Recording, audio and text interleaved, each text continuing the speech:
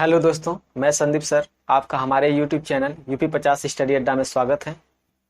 दोस्तों, आज हम क्लास 12th के पहले चैप्टर रिलेशन और फंक्शन के बारे में बात करेंगे। इसके पहले भी हमने पहले वाली वीडियो में हमने रिलेशन के बारे में बताया था, तो अगर आप रिलेशन को नहीं जानते हैं तो आप जाके पहली वाली वीडियो को देख सकते हैं। तो आज हम रिलेशन एंड फंक्शन में टाइप ऑफ रिलेशन के बारे में जानेंगे। टाइप्स ऑफ रिलेशन क्या होता है, तो टाइप्स ऑफ रिलेशन। दोस्तों, जो रिलेशन होता है वो डिफरेंट टाइप का होता है, वो डिफरेंट होता है, बिल्कुल भिन्न भिन्न तरह के रिलेशंस होते हैं।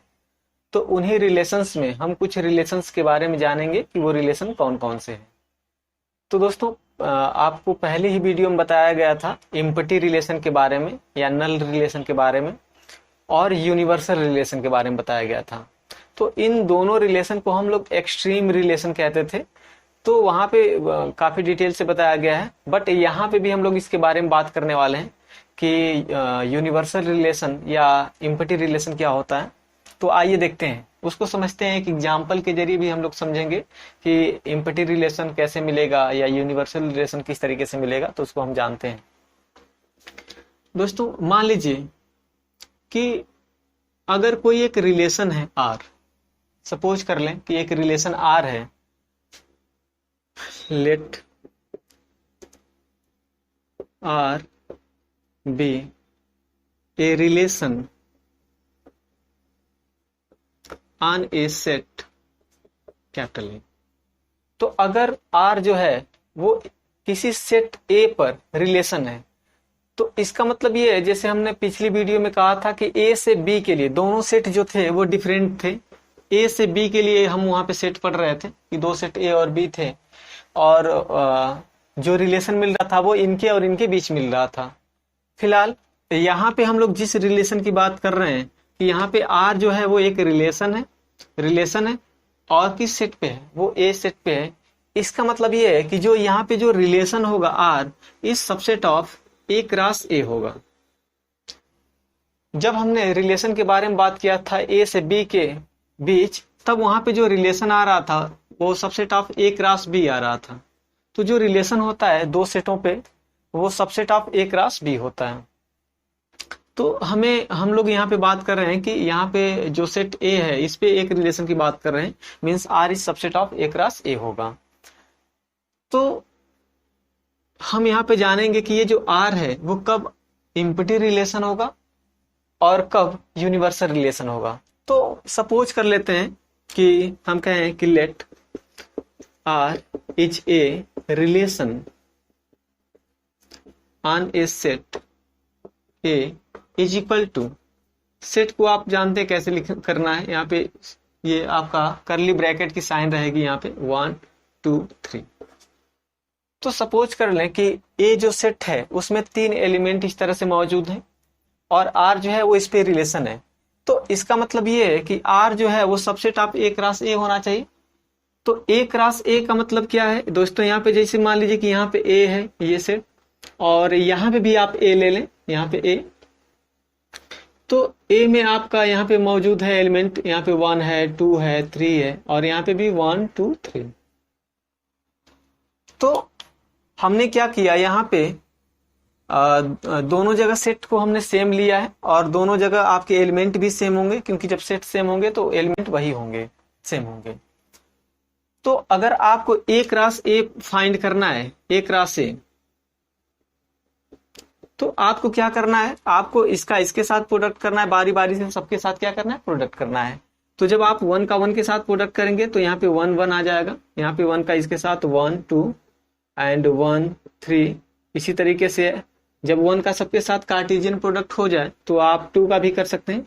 तो 2 1 2 2 एंड 2 3।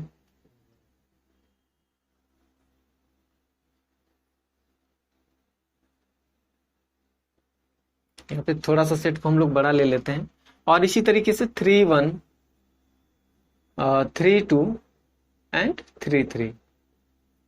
तो दोस्तों, जो ए क्रॉस ए में जो पूरे एलिमेंट मौजूद होंगे वो सारे, हमने कहा कि आप बारी बारी से सबका क्या करें, क्रॉस प्रोडक्ट कर लें। क्रॉस प्रोडक्ट करने के बाद ये पूरा आपका रिजल्ट आ रहा है एक रात से, ये एक तरह का सेट है। तो कह रहा है कि जो रिलेशन होगा वो सबसेट ऑफ एक रात से होगा, वो इसी में कोई एक आपका सबसेट मिलेगा। वो पूरा भी हो सकता है या कुछ एलिमेंटों को बना के भी बताया गया था पिछली वीडियो में। तो let R is a relation on a set A is equal to इतना is given by 3 is given by, अगर हम आर को यहाँ पे लिखें रिलेशन को A B such that, relation को जब भी आप लिखते हैं दोस्तों इसी तरह से लिखते हैं A B such that A minus B is equal to 10। ये एक तरह की कंडीशन है। तो ये कंडीशन हम अपने मन से ले रहे हैं, यहाँ पे कुछ भी ले सकते हैं। यहाँ पे मान लीजिए कि 8 ले सकते हैं, 5 ले सकते हैं, कुछ भी। तो एक चीज दोस्तों इसमें आप ध्यान रखेंगे कि जो यहाँ पे ए की बात करें, यहाँ पे जो पहला वाला एलिमेंट है वो हमेशा इस पहले वाले सेट से लिया जाएगा, और जो सेकेंड वाला एलिमेंट है वो हमेशा दूसरे वाले सेट से लिया जाएगा। हालांकि दोनों सेट सेम ही है, बट आप ये ध्यान रखेंगे कि पहला वाला एलिमेंट पहले वाले सेट से, दूसरा वाला एलिमेंट दूसरे वाले सेट से लिया जाएगा, और कार्टेशियन प्रोडक्ट किया है। तो कह रहा है कि आर में वो ये जो ए बी आर है वो कौन कौन है। मान लीजिए कि अगर हम यहाँ पे ए की बात कर रहे हैं, यहाँ पे ए है और यहाँ पे बी, तो ए मीन्स यहाँ पे 1 2 3 ये तीनों एलिमेंट होंगे, और बी मीन्स भी यहाँ पे 1 2 3 ये तीनों एलिमेंट होंगे। अगर यहाँ पे बहुत सारे एलिमेंट होते इसका मतलब भी होता है कि बी मीन्स वो सारे एलिमेंट हो जाएंगे, और यहाँ पे ए मीन्स सारे एलिमेंट हो जाएंगे। तो ये आप बिल्कुल ध्यान रखेंगे। अब ये अगर हमें ये बताना रहे कि इस आर में कौन कौन से एलिमेंट मौजूद होंगे, आर में कौन कौन से एलिमेंट मौजूद होंगे, तो यहाँ पे आपको एक सेट मिलेगा। तो देखते हैं कैसे। तो दोस्तों यहाँ पे कह रहा है कि R is equal to A B, और कह रहा है कि फर्स्ट में से आप क्या करेंगे, सेकेंड को आप सब्ट्रैक्ट करेंगे, तो यहाँ पे आपका 8 आना चाहिए, वो 8 के इक्वल होना चाहिए। तो अब दोस्तों आपको क्या करना है, यहाँ पे देखना है। अब आप ये सोचेंगे कि आप पहले वाले एलिमेंट को यहाँ पे लेके चेक करते हैं। अगर 1 1 को ले रहे हैं तो 1 की जगह आप ए का इस्तेमाल कर सकते हैं, और इस 1 की जगह आपको बी का इस्तेमाल करना होगा। तो पहला वाला एलिमेंट ए, दूसरा वाला बी। तो यहाँ पे कंडीशन क्या है, तो यहाँ पे अगर कंडीशन की बात करें तो यहाँ पे आपको 1 लिखना पड़ेगा, और यहाँ पे -1 एंड इज इक्वल टू 8। तो यहाँ पे क्या आ जाएगा, 0 इज इक्वल टू 8, जो कि पूरी तरह से रॉन्ग है। कभी 0 आपका 8 के इक्वल नहीं हो सकता है, ये गलत है। इसका मतलब जब ये आर आएगा तो उसमें पहला एलिमेंट तो क्लियर है कि ये नहीं आएगा, यानी 1 1 आपका इसमें नहीं आएगा, यानी ये बाहर हो जाएगा। फिर आप 1 2 ले सकते हैं। तो अगर 1 में से अगर आप 2 को सब्ट्रैक्ट करें तो आपका क्या देगा, यहाँ पे -1 देगा, और ये भी आपका 8 के इक्वल नहीं होगा। इसका मतलब ये भी एलिमेंट आपका बाहर हो जाएगा। फिर आप 1 3 ले लें। अगर 1 3 लेते हैं यहाँ पे 1 3, तो 1 -3 हो जाएगा, यानी यहाँ पर आपका आ जाएगा -2 also is not equal to 8। तो आप देख रहे हैं कि ये वाला एलिमेंट लिए तब भी नहीं हो रहा है। अब यहाँ से दोस्तों अगर आप कोई भी एलिमेंट ले लें, अगर आप क्यों ना 3 3 ले लें, 3 3, तो आप चेक करेंगे जब, तो 3 - 3 इज इक्वल टू 8, जबकि आप देख रहे हैं 0 इज इक्वल टू यहाँ पे 8 हो जाएगा, और ऐसा नहीं होगा। इसका मतलब ये है कि दोस्तों यहाँ पे जितने भी एलिमेंट देख रहे हैं, आप देख रहे हैं इस कंडीशन को वो सेटिस्फाई कर ही नहीं रहे। तो यहाँ पे जितने भी एलिमेंट हैं वो इस कंडीशन को अगर सेटिस्फाई नहीं कर रहे हैं, इसका मतलब ये है कि यहाँ पे कोई एलिमेंट ही नहीं आ रहा। यहाँ पे आप देख रहे हैं कि 1 1 बाहर हुआ, पहले 1 2 बाहर हुआ, इस तरह से सारे एलिमेंट। तो इसका मतलब ये है कि सारे एलिमेंट ये बाहर हो जा रहे हैं। यहाँ पे बस एक खाली सेट मिल रहा है, एम्प्टी सेट, नल सेट। तो खाली सेट यहाँ पे बस केवल ये हमने सेट बना के रख दिया, और आप देख रहे हैं कि इसमें कोई भी एलिमेंट शामिल नहीं है। तो इसका मतलब ये है कि आप इसको कह सकते हैं एम्प्टी रिलेशन। तो दोस्तों जब रिलेशन वाले सेट में कोई भी एलिमेंट मौजूद ना हो वहां के एक राशि का, तो आप ऐसे रिलेशन को कह सकते हैं एम्प्टी रिलेशन। तो दोस्तों आपको एम्प्टी रिलेशन समझ में आया होगा कि कैसे ये आ रहा है। उसी तरीके से दोस्तों अगर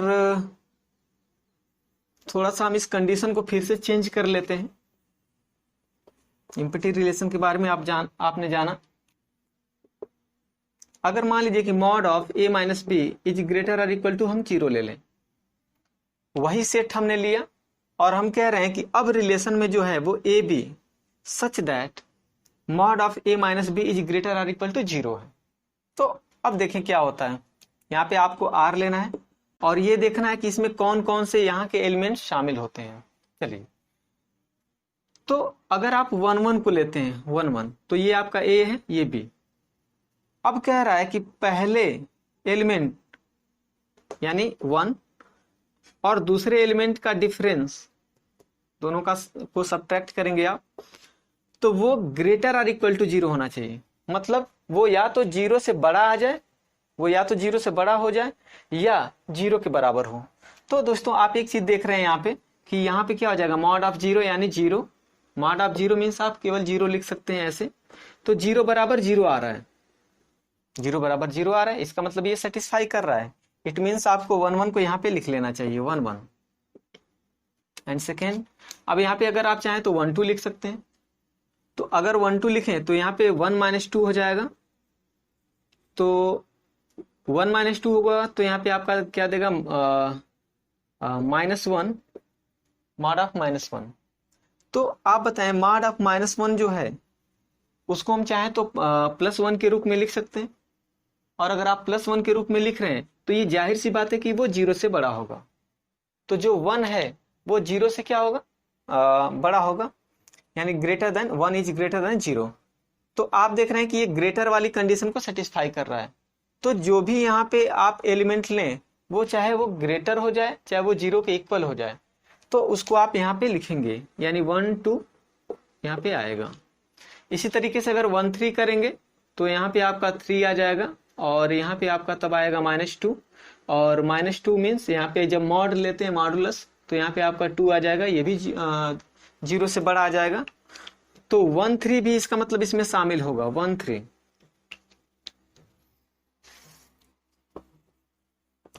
अब दोस्तों आप चाहे यहां से कोई भी एलिमेंट लें, अगर आप यहाँ पे 2 3 ले रहे हैं तो आपको क्या देखना पड़ेगा, यही कंडीशन बार बार आपको देखना है। तो मॉड ऑफ 2 -3, तो यहाँ पे क्या देगा ये, mod of -1 and this is equal to 1। और 1 क्या होगा, 0 से बड़ा होगा।